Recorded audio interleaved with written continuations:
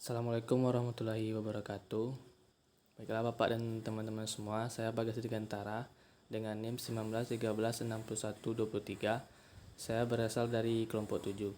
Baiklah, saya di sini akan menyampaikan materi tentang penelitian data yuridis untuk pembuktian hak. Mungkin langsung saja ke penyampaian materinya. Yang pertama yaitu berdasarkan data yang telah dikumpulkan oleh Satgas Yuridis, Panitia Adjudikasi PTSL. Yang pertama, mengadakan pemeriksaan terhadap kelengkapan berkas permohonan. Mengadakan penelitian dan pengkajian mengenai status tanah, riwayat tanah, dan hubungan hukum antara tanah yang dimohon dengan peserta PTSL, serta kepentingan lainnya.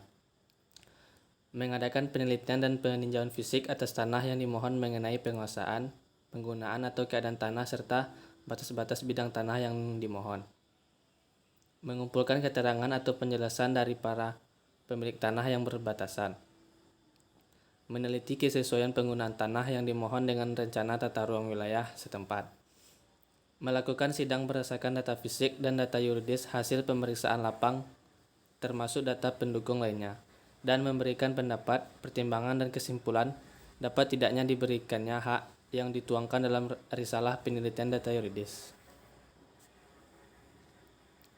Yang kedua yaitu penggunaan surat pernyataan sebagai alat bukti dalam rangka pelaksanaan kegiatan PTSL. Digunakan setelah dapat memastikan bahwa keadaan alat buktinya yang diberikan ternyata tidak lengkap atau tidak ada sama sekali, atau lihat format surat pernyataan penggunaan fisik bidang tanah. Hasil kegiatan atau output kesimpulan panitia adjudikasi PTSL dapat tidaknya diusulkan untuk diberikan hak yang dituangkan dalam risalah penelitian data yuridis atau DI 201 dan ditandatangani oleh ketua, wakil ketua bidang fisik, wakil ketua bidang yuridis, satu orang satgas fisik, satu orang satgas yuridis, lurah dan sekretaris atau lanjutan DI 201. Lihat format risalah penelitian data yuridis. Selanjutnya itu pengumuman data fisik dan data yuridis serta pengesahannya. Rekapitulasi data yuridis yang sudah dituangkan di dalam risalah penelitian data yuridis mengenai bidang-bidang tanah yang sudah dipetakan dimasukkan dalam daftar data fisik dan data yuridis bidang tanah. Untuk memenuhi asas publisitas dalam pembuktian kepemilikan tanah, maka data fisik dan data yuridis bidang tanah serta peta bidang-bidang tanah diumumkan dengan menggunakan format pengumuman data fisik dan data yuridis. Mengumumkan daftar data fisik dan data yuridis bidang tanah. Proses pengumuman data fisik dan data yuridis diberikan selama 14 hari kalender yang dilaksanakan di kantor panitia adjudikasi PTSL dan kantor kepala desa atau kelurahan. Pihak yang berkepentingan diberikan kesempatan untuk mengajukan keberatan mengenai pengumuman data fisik dan data yuridis sebagaimana dimaksud pada angka 2 di atas selama jangka waktu pengumuman. Apabila dianggap perlu, maka pengumuman dan data fisik dan data yuridis dapat juga dilakukan di tempat lainnya yang dinilai strategis di wilayah penetapan lokasi PTSL atau melalui media elektronik.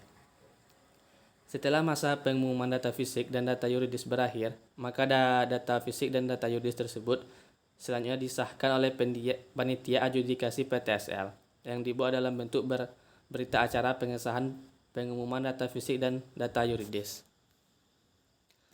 Selanjutnya itu revisi PBT setelah pengumuman data fisik dan data yuridis. Jika terdapat sanggahan atau keberatan terhadap bidang tanah hasil pengukuran dan atau pemetaan, hal yang pertama dilakukan yaitu harus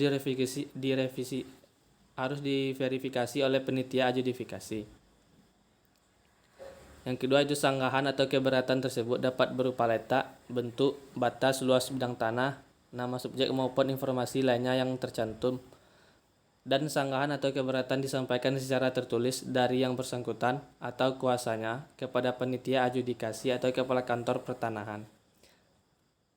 Selanjutnya apabila terdapat perubahan letak, bentuk, batas, luas bidang tanah, perubahan nama pemilik atau NIB, maka revisi PBT dilakukan dengan mencoret hal-hal yang direvisi dan diparaf atau disertai tanggal oleh wakil ketua bidang fisik.